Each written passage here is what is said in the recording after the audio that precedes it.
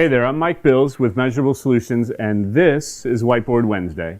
And today we are talking about the importance of relationships with your patients, right? Your patients are obviously the lifeblood. They're the thing that you guys come to work for every day, that you come to work to improve the status of, the condition of, etc. But there's really so much more that a good, strong, healthy relationship with a patient can do for you. And it really comes down to you can use that. That can be the single sole thing, a relationship with a patient that you use to help to build your practice, that you use to get good reviews, that you use to get the word out there. And really, if you look at it, great service and great interaction and great relationships with your patients turns into great word of mouth. And that's what public relations is. It's getting your good works known. So you have a great opportunity with every patient you work with to really get a great opportunity to get that word out there, et cetera. So here's how you're going to do that. You really want to kind of think of it as wagging the patient's tails, right? Think about a dog. A dog's so happy to see its tail's moving all the time. I love dogs. I've always had dogs.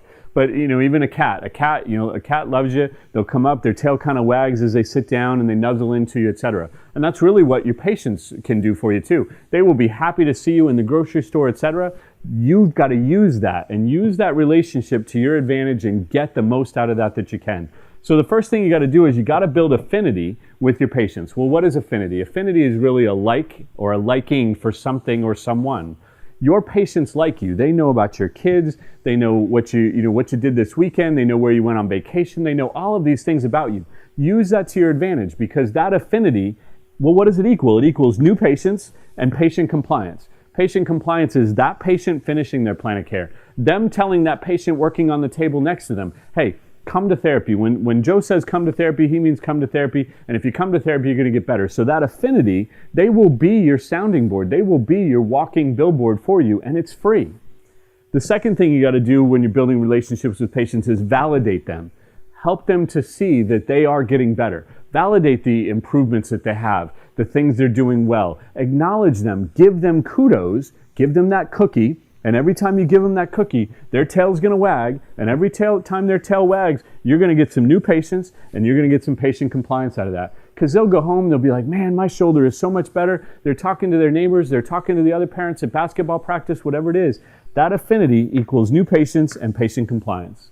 And then the third thing you got to do, really simple, is give standing ovation service and interaction at all times. In our practice, we call that exchange in abundance. We want to give way more than anything anybody's expecting. When you come to therapy, it needs to be an experience. It needs to be something that draws their attention to, wow, this is really great service. And if you're doing that, again, you're building great affinity, you're giving them validation, you're giving this standing ovation service so that every time you walk into the room, that patient wants to give you a round of applause, give you some acknowledgement, etc. That's a good relationship, and good relationships equal new patients. And so if you get these three actions in, you are going to get 3 times more new patients coming to your practice. You're going to not know what to do with it. You're going to have a whole different problem, but that's a separate Whiteboard Wednesday topic. So, hey, I hope this helps out. Get these in place. Make sure you're having good affinity. Give validation. Give standing ovation service. And let's get your practice rocking and rolling. So I love to hear what you have to say. Do me a favor. Put some comments in the boxes below. Let me know how it's helping you out. Let me know issues you're having, and we can help you out and get your practice really rolling. So I hope to see you for next week's Whiteboard Wednesday talk. Have a great day.